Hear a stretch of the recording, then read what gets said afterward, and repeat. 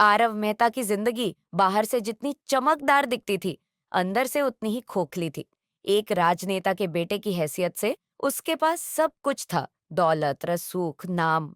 मगर उसका मन इस बनावटी दुनिया से ऊब चुका था। एक दिन उसने अपने सबसे करीबी दोस्त मोहित से कहा, मैं अब यह दिखावा नहीं कर सकता, मुझे खुद को तलाशना है, एक आम इंसान बनकर। मोहित चौंका, तू अपनी पहचान छोड़कर क्या करेगा? कुछ सच्चा जीना चाहता हूँ, शायद किसी सच्चे इंसान से मिलूं जो मुझे मेरे नाम से नहीं, मेरे दिल से जाने। काव्या त्रिपाठी का जीवन भी आसान नहीं था। वह एक मिडिल क्लास परिवार से थी और कुछ साल पहले उसके पिता की रहस्यमयी मौत ने उसके जीवन में तूफान ला दिया था। सबने कहा था हार्ट अटैक, लेकिन काव्या जानती थी ये कोई सामान्य मौत नहीं थी। उसने अपने मन में कसमें खाई, जिसने पापा की जिंदगी छीनी मैं उसे बेनकाब करूंगी, चाहे कितनी भी बड़ी ताकत के पीछे क्यों न हो। एनजीओ में काम करते हुए वह समाज के लिए भी कुछ करना चाहती थी, ताकि दूसरों के साथ वह अन्याय न हो जो उसके परिवार के साथ हुआ। अब आरव आरव नहीं था। उसने अपनी असली पहचान छोड़ दी थी। एक मामूली नौजवान की तरह वह आरव आनंद बनकर उसी एनजीओ में शामिल हो गया जहां काव्या काम करती थी। पहली मुलाकात बारिश के दिन हुई। काव्या एक फाइल लेकर बाहर जा रही थी, तभी फिसल गई। आरव ने झट से उसे थाम लिया। ध्यान से, फर्श गीला है, आरव बोला। काव्या ने उसका शुक्रिया अदा किया और पहली बार उसकी आंखों में कुछ सच्चाई देखी, जो इस बनावटी दुनिया में कम मिलती है। आरव धीरे धीरे एनजीओ के काम में रम गया। लोग उसे आनंद नाम से जानते थे, पर हर बार जब वह काव्या के पास होता, उसे अपनी झूठी पहचान से शर्म महसूस होती। एक दिन मोहित ने कहा, तू कब तक खुद को छुपाएगा? आरव चुप रहा। वह जानता था अगर काव्या को पता चला कि वह एक बड़े नेता का बेटा है, तो शायद वह कभी उस पर भरोसा नहीं करेगी। और अगर कभी वह अपने पिता की सच्चाई जान गई। धीरे धीरे काव्या और आरव के बीच दोस्ती गहरी होने लगी। वे समाज की समस्याओं पर चर्चा करते, एक दूसरे की सोच समझने लगे। आरव को पहली बार लगा कि कोई उसे उसके दिल से समझ रहा है, बिना उसकी हैसियत जाने। काव्या को भी आरव की सादगी भाने लगी, लेकिन उसके दिल में एक दीवार थी। उसका मकसद, उसका गुस्सा, उसका बदला। एक शाम जब वे एक अनाथालय प्रोजेक्ट पर काम करके लौट रहे थे, काव्या ने कहा, कभी कभी लगता है दुनिया बदलने के लिए हमें खुद टूटना पड़ता है। आरव ने उसकी ओर देखा। टूटकर ही तो असली रूप मिलता है इंसान को। काव्या ने एक दिन शिवनारायण शर्मा अंकल से मिलने का समय लिया। वे उसके पिता के पुराने मित्र थे और अब एक सामाजिक कार्यकर्ता बन चुके थे। अंकल, मुझे यकीन है कि पापा की मौत सिर्फ हादसा नहीं थी, काव्या बोली। शिवनारायण जी ने कुछ देर सोचा, फिर बोले, कुछ बातें हैं जिनका जवाब अभी मेरे पास नहीं है, लेकिन मैं तुम्हारे साथ हूं। वहीं दूसरी ओर आरव के पिता विनीत मेहता को अपने जासूसों से खबर मिल चुकी थी। उनका बेटा किसी एनजीओ में गुमनाम नाम से काम कर रहा है। विनीत चौंके नहीं, मुस्कुराए। जब वक्त आएगा ये खेल भी पलटेगा। काव्या और आरव के बीच अब केवल काम नहीं, एक अनकहा रिश्ता बनने लगा था। एक दिन वे एक गांव गए जहां बच्चों की शिक्षा का कार्यक्रम चल रहा था। वहां आरव ने एक बच्ची को पढ़ाते हुए देखा। काव्या के चेहरे पर वो मुस्कान थी जो किसी दर्द के नीचे छुपी रहती है। तुम बच्चों से बहुत जुड़ाव रखती हो, आरव बोला। काव्या मुस्कुराई। ये मासूम होते हैं, इनसे झूठ नहीं चलता। आरव ने धीरे से कहा, काश मैं भी तुमसे कभी झूठ ना बोलता। काव्या ने अनजाने में उसकी ओर देखा। उसे समझ नहीं आया ये बात क्यों कही गई। काव्या को अचानक अपने ऑफिस की अलमारी में एक पुराना फाइल मिला, जो शायद उसके पापा की मौत से जुड़ा था। उस फाइल में एक नाम बार बार उभरा, विनीत मेहता। उसी रात वह घर लौटते हुए उदास थी। आरव ने देखा तो पूछा, सब ठीक है? काव्या ने जवाब नहीं दिया, बस एक बात कही, जो सच्चाई छुपी हो उसे जानना कभी कभी बहुत दर्दनाक होता है। आरव का दिल धड़क उठा। क्या काव्या को उसका सच पता चल रहा है? मोहित ने आरव से साफ कहा, काव्या के दिल में तेरे लिए कुछ है, लेकिन तू उसे सिर्फ झूठ दिखा रहा है। क्या तुझे हक्का है उसके प्यार का? आरव ने सर झुकाया। मैं चाहता हूं कि वह मुझसे इसलिए प्यार करे क्योंकि मैं वही हूं जो उसके सामने हूं, एक साधारण इंसान। पर तू साधारण है ही नहीं, मोहित बोला। तेरा नाम, तेरा बाप, तेरी पहचान, सब कुछ एक जाल है। आरव चुप था। वो जानता था अब बहुत जल्द सच्चाई बाहर आ जाएगी। एक शाम जब वे एनजीओ के वार्षिक समारोह में शामिल हो रहे थे, काव्या ने आरव से पूछा, अगर तुम्हारे जीवन का कोई हिस्सा ऐसा हो जिसे तुम किसी से छुपा रहे हो, तो क्या तुम उसे कभी जाहिर कर पाओगे? आरव की आंखें भर आईं। हर किसी को अपना सच बताने का समय नहीं मिलता, काव्या। कभी कभी डर होता है कि लोग उस सच से दूर हो जाएंगे। काव्या ने पहली बार उसके हाथ को छुआ।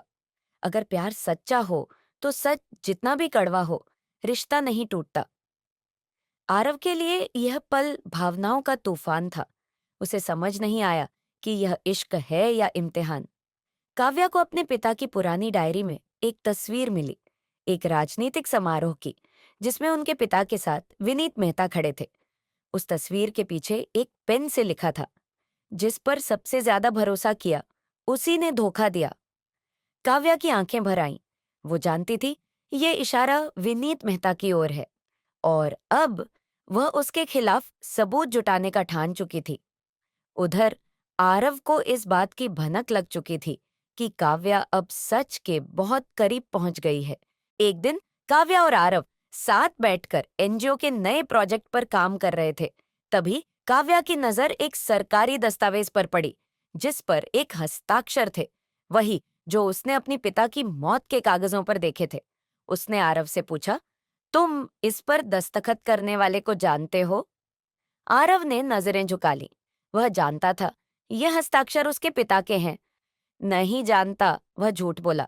काव्या ने पहली बार उसकी आंखों में झिझक देखी। मोहित अब और चुप नहीं रह सका। उसने आरव से कहा, या तो तू काव्या को सब बता दे, या मैं बता दूंगा। आरव ने बहुत सोचकर एक चिट्ठी लिखी, जिसमें उसने अपनी असली पहचान, अपने पिता का नाम और सारा सच बयान किया। लेकिन वो चिट्ठी वह काव्या को देने की हिम्मत नहीं कर पाया। उसी रात विनीत मेहता के आदमी काव्या के घर की तलाशी लेने पहुंचे, पर काव्या पहले ही कुछ सबूत सुरक्षित स्थान पर पहुंचा चुकी थी।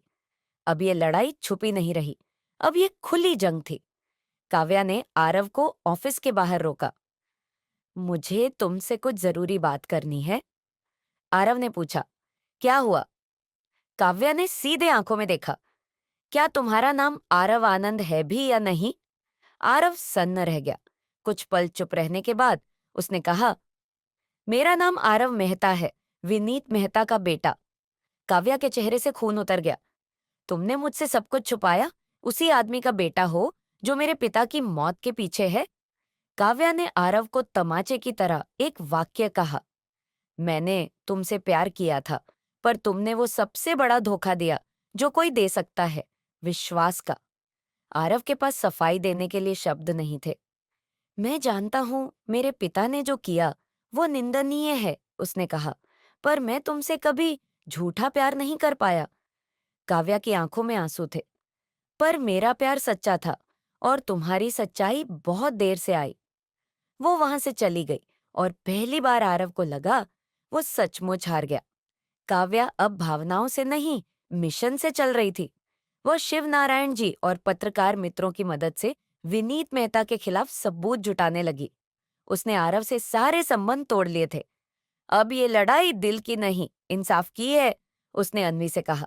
दूसरी ओर विनीत मेहता अपने बेटे की भावनात्मक स्थिति से बेपरवाह केवल अपनी राजनीति बचाने में लगा था।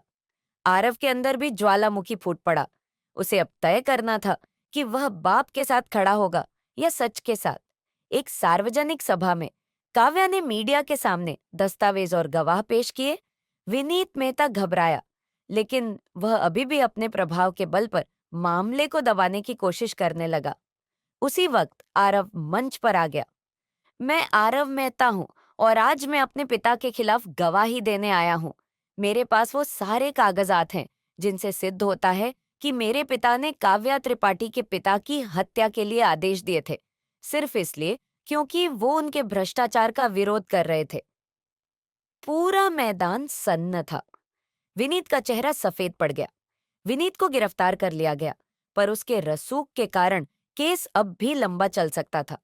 आरव ने अपना सारा कारोबार, अपनी संपत्ति और राजनीतिक अधिकार छोड़ दिए। अगर मेरी चुप्पी मेरे प्यार को खोने की वजह बनी, तो मेरी आवाज उसकी आत्मा की जीत बननी चाहिए, उसने कहा। काव्या दूर से सब देखती रही। उसकी आंखों में सवाल थे, पर अब गुस्सा नहीं था। शिव नारायण जी ने एक दिन उससे कहा, कभी कभी जो दर्द देता है वही मरहम भी बनता है। 6 महीने बाद कोर्ट का फैसला आया। विनीत मेहता को दोषी ठहराया गया। काव्या ने पत्रकारों के सामने कहा, यह सिर्फ मेरे पिता का नहीं, हर उस इंसान का न्याय है जो सच्चाई के लिए मारा गया। उसी शाम आरव फिर उसके सामने आया। मैं माफी नहीं मांगूंगा, काव्या, क्योंकि मेरा झूठ जितना भी बड़ा था, मेरा प्यार उससे कहीं ज्यादा सच्चा था। काव्या ने नजरें मिलाई।